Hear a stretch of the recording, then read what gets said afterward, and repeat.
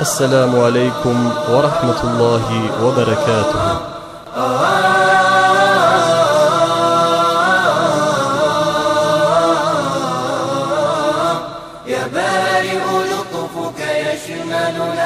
بسم الله الرحمن الرحيم ومن أحسن قولا ممن دعا إلى الله وعمل صالحا وقال إنني من المسلمين. E kush është në rrugë më të mirë se ai që thërret në rrugën e Allahut, që bën vepra të mira dhe të thotë, unë jam prej muslimanëve.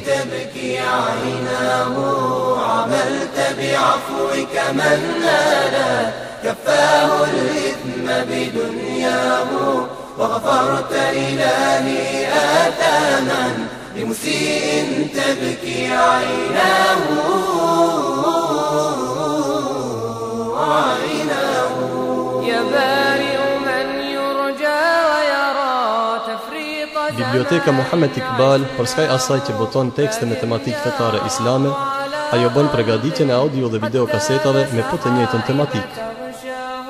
Me këtë ligjërat, hoxha i mirënjohur Zakaria Efendi Bajrami, shpresojmë se do t'ju kënaq shpirtin dhe se këto fjalë sadopak do të zbusin zemrat tona.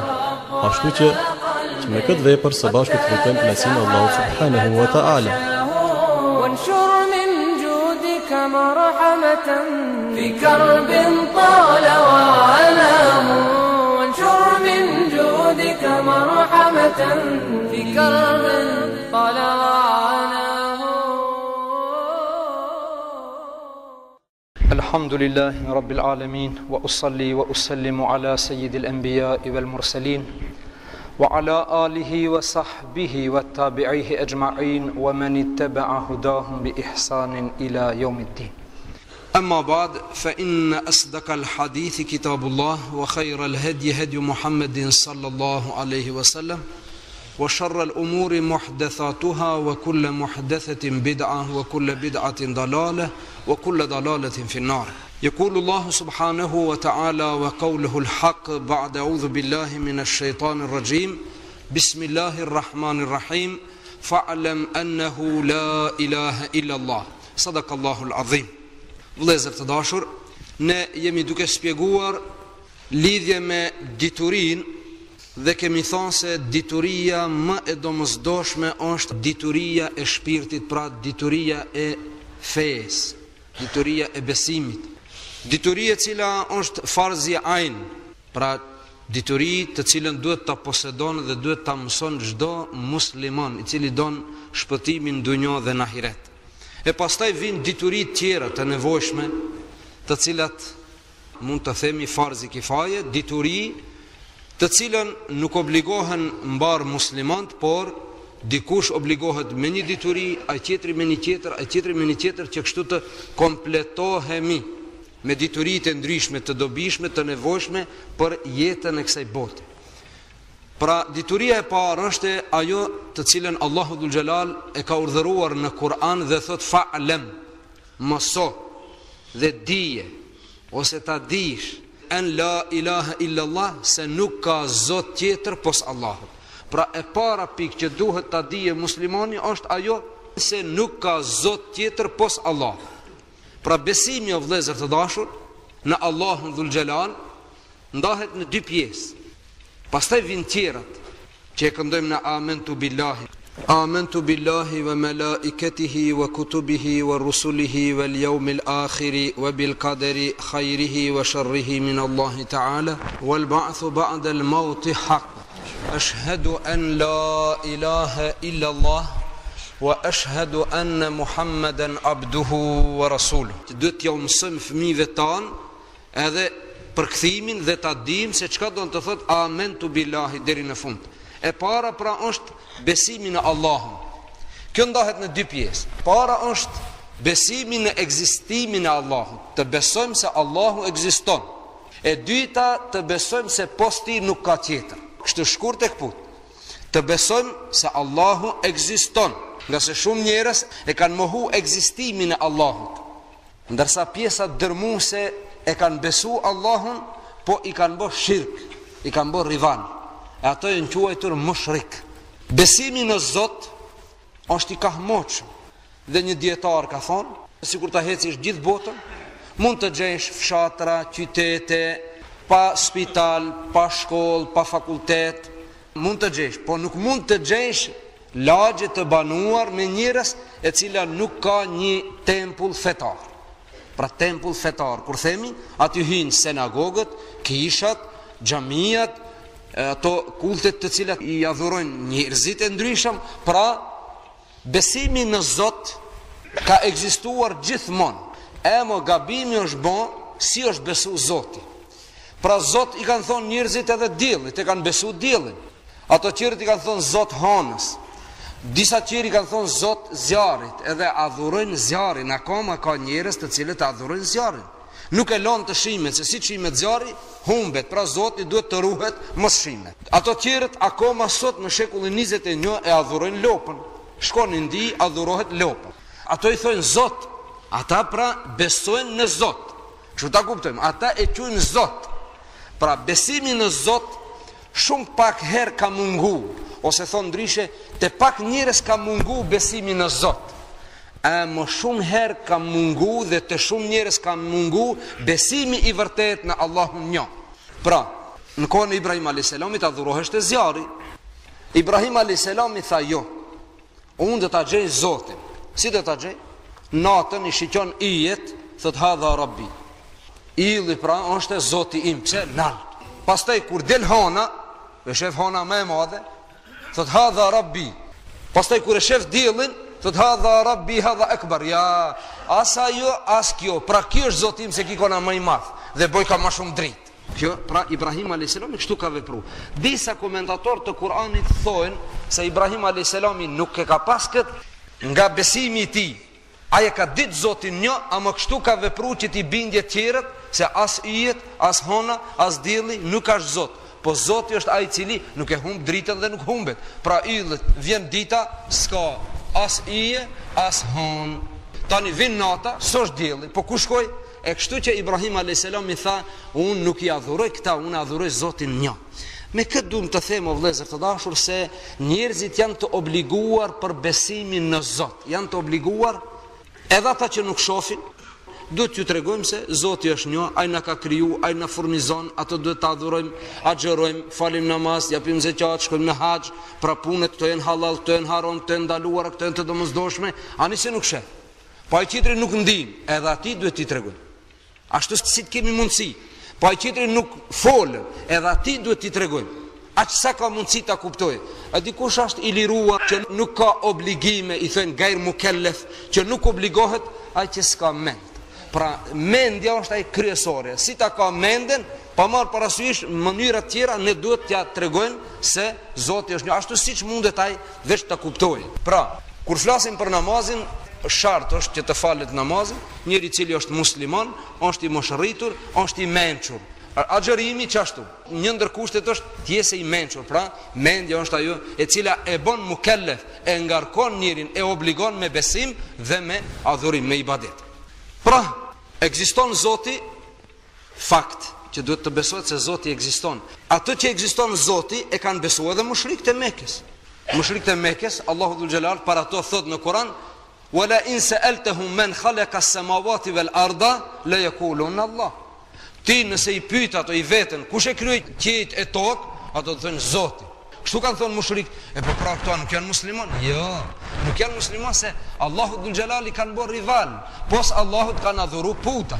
E këtu pra ndahet ajo që Allahu të besohet që ekziston dhe të pastrohet siç është i pastruar i patëmeta dhe të shmangim rivalitetin atij që të besojmë të vetmin Zot. Ka pas në disa raste që njerëzit nuk kanë besuar dhe ekzistimin e Zotit, po këto janë më pak.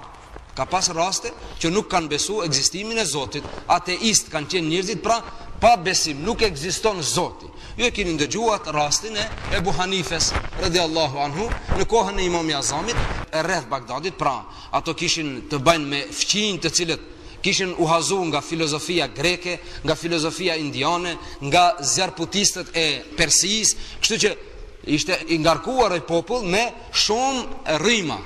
Prandaj një ndër ato ishte edhe ateizmi, pra mos besimi në Zot. Pra thoshin Zoti nuk ekziston, nuk ka Zot. E kur dashti të diskutoj, të polemizoj Imam Azami dhe t'ju argumenton se Zoti ekziston, pra pika e parë në çka thanë. Për besimin në Zot ndahet në dy pjesë, dy pika kryesore. E para, të besohet se ekziston, e dita të besohet se është i vetmi Zot, nuk ka tjetër pos ti. Pra, Imam Azam Ebu Hanife u dashte të kaloj lumin Digjle, të dalen aton të bisedoj me ateistët. Mirë pa ju vanu. Kur mrini me vanes i thanë, ti pse u vanove? Ku është marrveshja, besa e juaj që keni dhonë besën këtë kohë dhe të takohemi?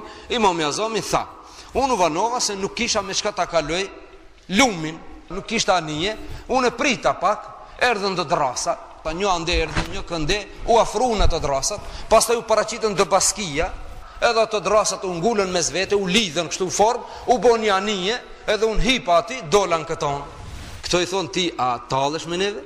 Drasat, vetë erdhë njona ande, njona kënde, u bo anije, hipe ti, dolen këton. Njeri menqur kështu nuk vepron. Atëheri më Azami tho, të ngrat, o fukara, ju nuk besoni se një anije që ta baje Ebu Hanifen ta qitë në këton lumit, nuk besoni që është formu vetë, a ju besoni se kjo botë, kjo galaksi, këtë qi, sidomos toka, që na rrim në to, ajo lunduron, neve na barë, hiç pa ndalë, lëviz, hec, rotullohet. Kjo është kriju vetë, pra kjo nuk e ka mjeshtrin e vetë, pasi qata njën të cilën e nëzorë Ebu Hanife në këto në dasht me pas një mjeshtër të ndërtoje, a kjo bot pra u pas ka bo vetë pa mjeshtër, edhe kjo ka mjeshtrin e vetë, ajo është Allahu dhul Gjelal, kështu që Ebu Hanife i bindi me një fjallë ata se gabim jeni që nuk besoni në ekzistimin e Allahu. Pra kjo është e pjesa e parë. E dyta, pas të vjen ajo, fa'alem ennehu la ilahe illallah. Këtu ka qenë problemi më i madh. Te njerëzit problemi më i madh ka qenë që të binden se nuk ka Zot tjetër pos Allahu. E Allahu dhul Gjelal ka qu pejgamber. Pejgamberet prandaj ka qu rusule mubashirin ve mundhirin li alla yakuna lin nasi ala Allahi hujjatun ba'da rusul. Ka qu pejgamber pas pejgamberi që njerëzit t'i drejtojnë t'i nxjerrë në binar pasi ato kanë deviju. Devijimi është bërë në këtë formë sipas shpjegimeve se pejgamberi për shembull Adem a.s. i kalon gjemët e vetë në besim. Adem a.s. njeri i parë dhe pejgamberi i parë i kalon në rrugën e mbarë bijtë e vetë. Pastaj kanë ardhur njerëz të cilët i kanë përmend njerëzit e mirë të tyre, salihin, njerëzit e mirë, të devotshëm, aulia. Edhe ka thonë, ju ata duhet t'i përkujtoni, mos i harroni. Përmes me i harru, atyre duhet me ju bën nga një fotografi. Edhe ju kanë bën nga një fotografi, pastaj ju kanë bën në formë të përmendorës, pastaj ka ardhur shejtani ka thonë, e dini, ki ka qenë njëri mirë, ki ka qenë aulia. Këti duhet t'i lutni, nëpërmes këtij shkon lutja te Zoti. Dhe kështu është paraqit shirku pra. Idhujtaria kështu në këtë formë është paraqit. Allahu dhul Gjelal ka çu pejgamber tjetër i ka drejtuar në rrugë, e ka eliminuar pra idhujtari. Siç është rasti me Nuh a.s. sa që ato kanë porosit shumë me këmbgulje, kanë thonë një tjetrit, la tadharunna alihetekum, mos i lshoni zotrat e juaj. Ani se thot Nuhi ka një zot, s'mundet një, na i kemi zotrat ton, la tadharunna alihetekum. Pra zotrat si përkëmni, mbani zotrat e juaj të cilët ja u ka kujtu adhurimin ndaj tyre, ndaj idhujve, pra djalli, me njerëzit të cilët veç kanë qenë naiv dhe janë mashtru. Pra idhujtaria është shpikur herët, e Allahu dhul Gjelal ka qu pejgamber pas pejgamberi që njerëzit t'i udhëzon në rrugën e vërtetë. E tash, në çdo libër dhe çdo pejgamber, thirrja e tij ka qenë an la ilaha illallah. Nuk ka zot tjetër pos Allahut. Pejgamberi sallallahu alaihi wasallam ka thonë, afdalu ma qultu ana wan nabiyuna min qabli la ilaha illallah. Fjala më e mirë dhe më e bukur që e kam thonë unë dhe pejgamberët para meje ka qenë që kjo fjalë la ilaha illallah. Vëllezër të dashur, kjo fjalë nuk duhet të ruhet të thuhet vetëm kur vdes dikush në xhami, të bëjmë qelime, mbështetemi për dyreki, e qetri për dallapi, edhe thonë la ilaha illallah, kur dalim han nga një llokum apo dikush që ka më tepër nga një paqet na jep, edhe shkojmë te shtëpia. O vëllezër të dashur, fjala la ilaha illallah duhet të kuptohet. Dhe fjala la ilaha illallah shpesh duhet të thuhet. Dhe pejgamberi sallallahu alaihi wasallam ka thonë, kur e ka bë vasiet një sahabi të ri, ka thonë, të kesh kujdes që gjuha jote gjithmonë të jetë e lagur duke përmend Allah. Gjithmonë. Pra nuk është kelimeti tauhid, fjala e njëshmërisë, pra la ilaha illallah, nuk ka numër. Allahu dhul Gjelal në Kur'an thot, Ja ejuhalladhina amanu dhkurullaha dhikran kathira. O besimtar, përmendni Allahun shumë, sa të keni mundësi. Sa herë kur ta kesh guhën e lirë, kur nuk është domosdoshme me bisedu, mos bën fjalë të kota, mos bën muhabet të kot, se shkruhen ato fjalët. Vallë mund të shkruhen në anën e majt. Sa të shkruhen në anën e majt, ti bën të shkruhen në të gjastën. E si mund ta sigurosh këto? Thuaj la ilaha illallah, la ilaha illallah. Jo 72.000 herë. Tash ne kemi bën 72.000 herë, ka bë qelimin edhe mo rri rahat. Vdiq baba, ja bom qelimin edhe mo shkojnë në xhenet. Ose ne i dolëm hakut. As ne si kemi dal hakut, asaj s'ka shku në xhenet në atë formë. S'ka shku në xhenet, duhet të them për shkak të kësaj. Ka shku inshallah në xhenet, po ne të mos mendojmë se ja bom këto shkojnë në xhenet, nuk ja bom mbet. Ja bom këto i dolëm hakit, nuk ja bom mbetëm boshli. Jo. Fjala la ilaha illallah duhet të thohet pa ndërprej. Domethënë kur ka mundësi, gjuha gjithmonë të jesë e lagur me këtë fjalë. E çka do të thotë kjo? Duhet ta kuptojmë.